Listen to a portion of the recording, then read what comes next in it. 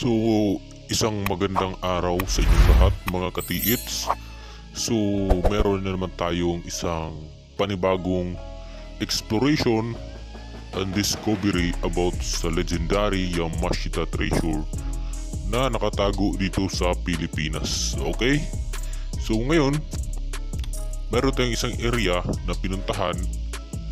So, kung ating mapapansin, ay dito ito sa may creek na kung saan ay napakalalim na yung pagkahukay ng tubig. So dito ating inoobserbahan itong kanyang paligid at itong mga bato na nakalagay dito. Kasi dito itong kinatatayuan ko mga katiits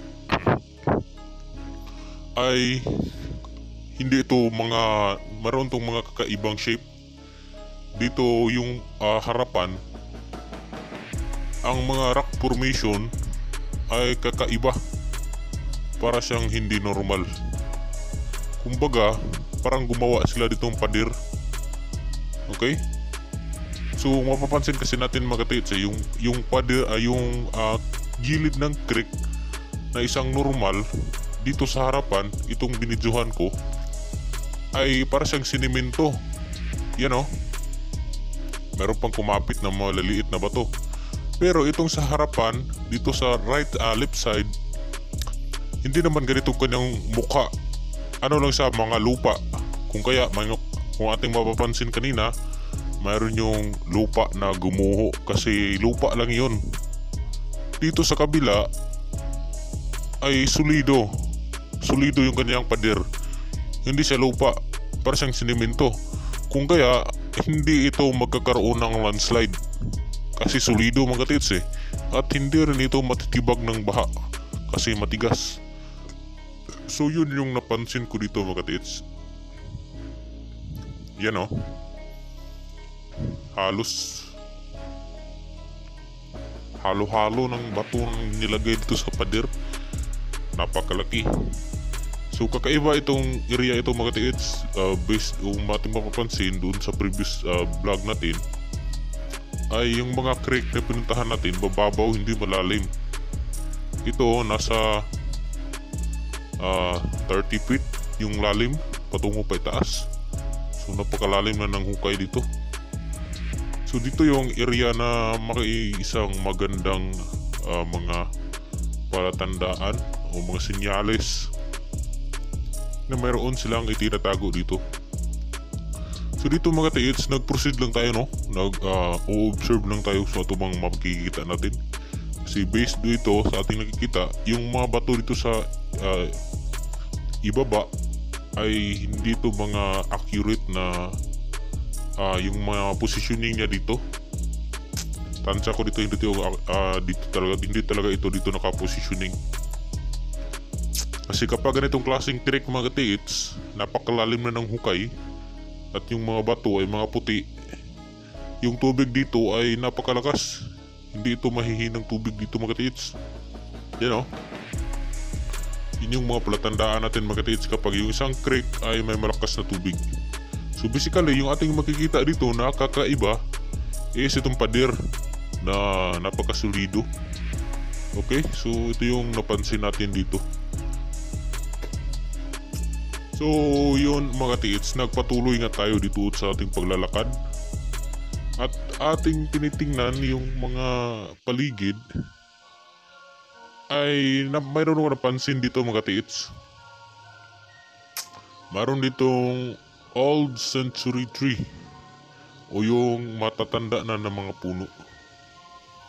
So basically ay mga palatandaan na dito. So makikita natin yan maya. So dito meron akong napansin dito sa kabila, magkaparehas yung kanyang karakteristik doon sa kabila. So at itong titingnan yung bato sa ibaba, meron siyang kakaibang shape.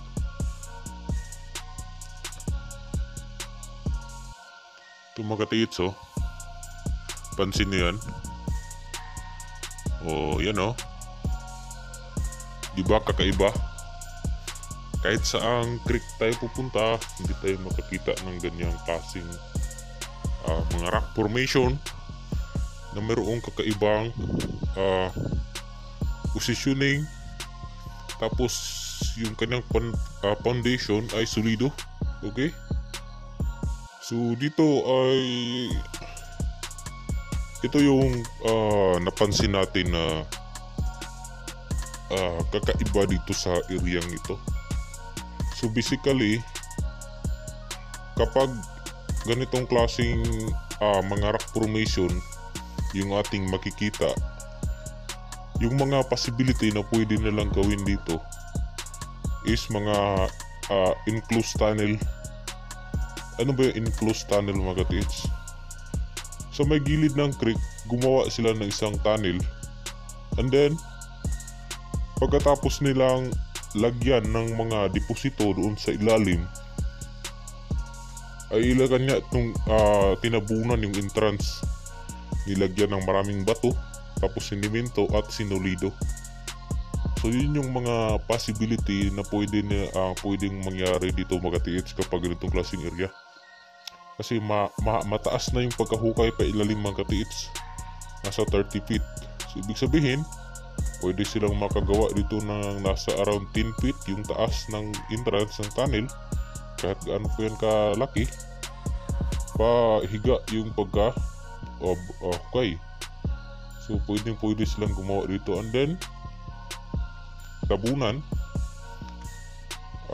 sinimento yung entrance, kung kaya yung mukha na yung nakita natin ay may mga rock formation na nakadikit-dikit doon sa may gilid ng creek. So yun yung possibility. So ito yung mga old century sa century 3, mga katiits. Mga matatanda na itong puno, mga katiits. Napakataas na ito at napakalaki. So dito ay meron akong napansin na parang buhos. Ano yung buhos, mga katiits? Halimbawa, mga katiits, kung tayo ay gagawa ng isang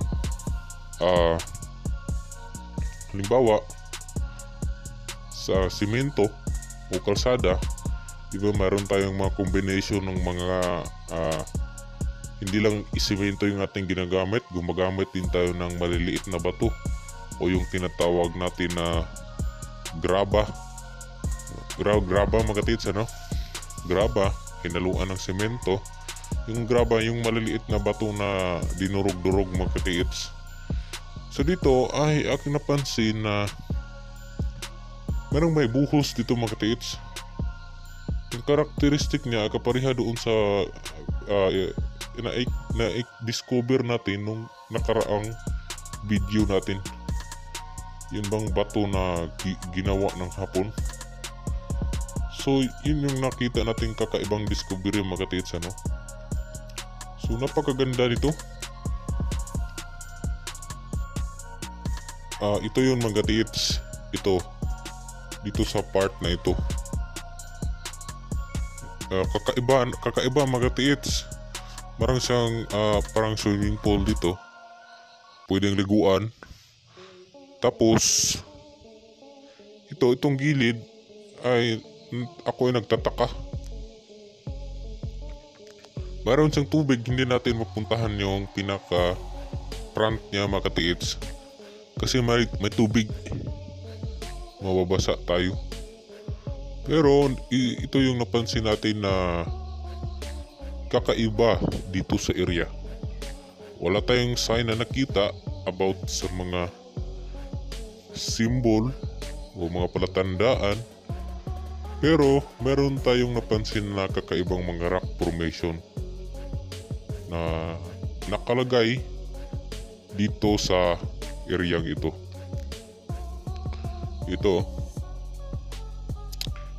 Hindi